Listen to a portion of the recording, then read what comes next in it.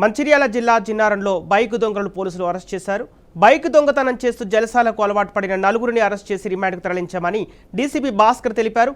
నిందితుల నుంచి 25 లక్షల విలువ చేసే 15 బైక్లను స్వాధీనం చేసుకున్నారు.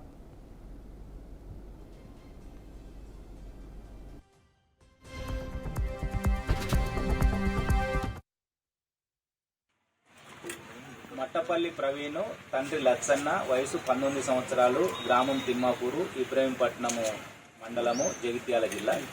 ఇంకొక వ్యక్తి బొడ్డు అరుణ్, తండ్రి అశోక్, వయసు 24 సంవత్సరాలు, మెట్పల్లి గ్రామము, జగిత్యాల జిల్లా.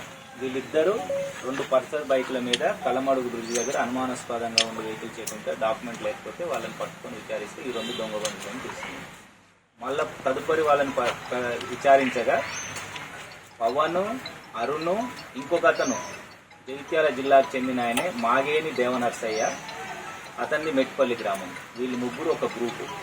వీళ్ళు జన్నారం మండలంలో ఉన్న కొన్కల్ విలేజ్, గాంధీనగర్ కొన్కల్ విలేజ్లో ఉన్న కోటా వినయ్, తండ్రి శ్రీనివాస్ గౌడ్, మరియు జన్నారం మండలంలోనే